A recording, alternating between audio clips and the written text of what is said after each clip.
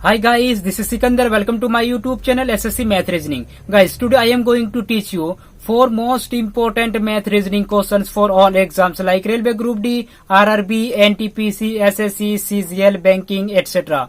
On this channel, I keep uploading all questions related to the exams. So let's get started.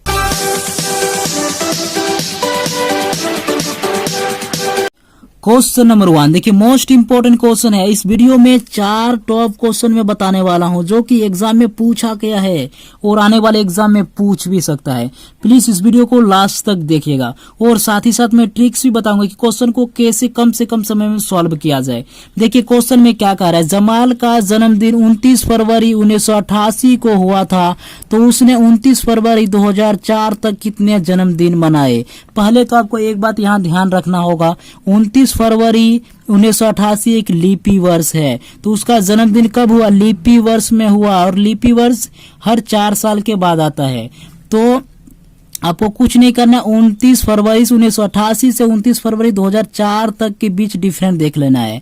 तो 29 फरवरी 1988, उसके बाद फिर 29 फरवरी 2004। अब different देखिए, 29 फरवरी में 29 फरवरी क्या डिफरेंट, 0 डिफरेंट। 1988 और 2004 के बीच क्या डिफरेंट है, 16 का डिफरेंट है। 16 का डिफरेंट है तो हर साल कितना होता है, 4। लीपी वर्ष जो है हर 4 साल के बाद आता है। तो हम क्या करेंगे, 4 से इसको डिवाइड करेंगे, कितना बार में खाएगा, 4 एका 4, 4 चौक 16, यानी कि आपका क्या आंसर हो गया, 4 हो गया। यानी कि जमाल ने 16 साल के अंदर 4 जन्मदिन मनाया। तो आपको देखिए 4 कौन सी ऑप्शन में है, देखिए ए ऑप्शन में 4 है ना, तो ए ऑप्शन आपका बिल्कुल राइट आंसर है। क्वेश्चन नंबर 2, क्वेश्चन नंबर 2 भी मोस्ट इंपोर्टेंट क्वेश्चन है। देखिए क्वेश्चन में क्या कह रहा है, ध्रुव का जन्मदिन रविवार 28 मई को है, यदि साहिल का जन्म 29 अक्टूबर को हुआ था तो उसी वर्ष साहिल का जन्मदिन सप्ताह में किस दिन होगा। आपको मैं ट्रिक्स बता चुका हूं, 28 मई से 19 अक्टूबर के बीच दिन काउंट कर लीजिए और 7 से डिवाइड कीजिए, जो हमारा शेष आएगा और जो हमारा दिन दिया हुआ है उसमें हम जोड़ देंगे, हमारा आंसर आ जाएगा। 28 मई जो है 31 दिन का होता है, उसमें बता दिया कि 28 मई को रविवार था, तो शेष कितना दिन बच गया, शेष आपका 3 दिन बचा।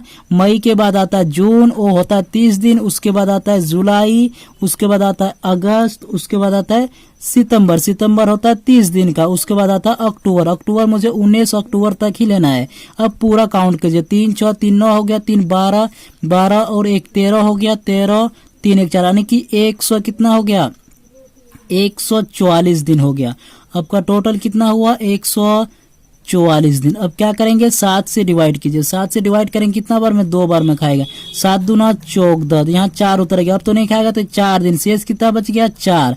अब 4 दिन जो है रविवार में जोड़ देंगे, एक बार जोड़िए, एक दिन जोड़िएगा तो आपका सोमवार, दूसरा दिन जोड़िएगा तो मंगलवार, तीसरा दिन जोड़िएगा तो बुधवार और चौथा दिन जोड़िएगा तो गुरुवार। देखिए अब गुरुवार कौन सी ऑप्शन में है, देखिए डी ऑप्शन में गुरुवार है ना, डी ऑप्शन आपका बिल्कुल राइट आंसर है। Question number 3 most important question है, 1 जनवरी, यदि 1 जनवरी को शुक्रवार है तो एक अधिवर्ष में मार्च का प्रथम दिन क्या होगा। यानी कि मार्च का प्रथम दिन 1 मार्च को पूछा जा रहा है। अधिवर्ष मीन्स क्या होता है, लीपी वर्ष। देखिए आपको कुछ नहीं करना, 1 जनवरी से 1 मार्च के अंदर दिन पूरा काउंट कीजिए और 7 से डिवाइड कीजिए, जो आपका शेष आएगा शुक्रवार में जोड़ दीजिए, आपका आंसर आ जाएगा। देखिए 1 जनवरी जो है 31 दिन का महीना होता है, उसमें 1 जनवरी को बता दिया कि शुक्रवार है, तो शेष आपका क्या बच गया, शेष बच गया 30 दिन। उसके बाद जनवरी के बाद आता है फरवरी देखिए लिपि वर्ष में 29 दिन का होता है। फरवरी के बाद आता है मार्च 1 मार्च को पूछा जा रहा है, टोटल दिन काउंट कीजिए, 29 1 30 और 30 कितना हो गया, 60। अब क्या कीजिए, 7 से डिवाइड कीजिए, कितना बार में खाएगा, 8 बार में, 8 से कितना हो गया, 56 हो गया। शेष आपका क्या बचा, 4 दिन बचा।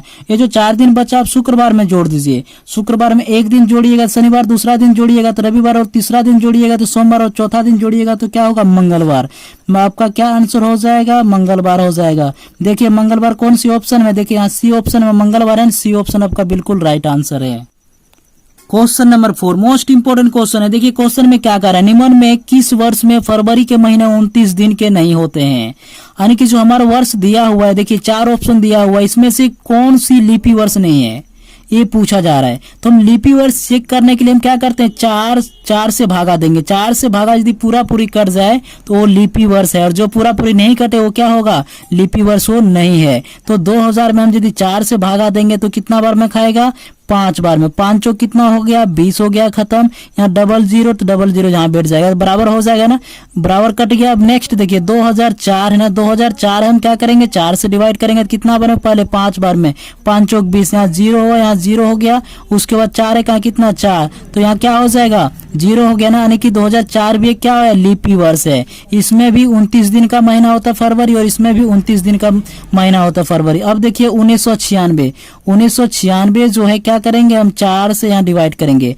4 से डिवाइड कीजिए कितना बार में, 4 चौक 16, यहाँ क्या बच गया, यहाँ 3 बचा और यहाँ 9 उतर जाएगा। अब देखिए कितना बार में खाएगा, फिर खाएगा 9 बार में। 9 चौक कितना हो गया, 36।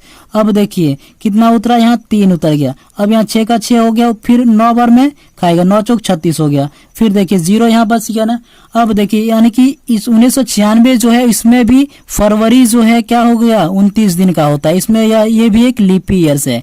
अब चेक करते हैं 1966 जो है 4 से डिवाइड करेंगे। 4 से डिवाइड कीजिए कितना बार में खाएगा, 4 चौक 16, 4 बार में खाएगा। शेष आपका यहाँ क्या बच गया, यहाँ बचा 3, उसके बाद 6 उतर गया, फिर खाएगा 9 बार में, 9 चौक 36। देखिए ये खत्म हो गया। अब यहाँ क्या उतरा, 6, तो 4 में 6 तो पूरा पूरी नहीं कटेगा, तो यानी कि ये क्या हो गया, लीपी वर्ष नहीं है। तो इस वर्ष में फरवरी जो है 28 दिन का होगा।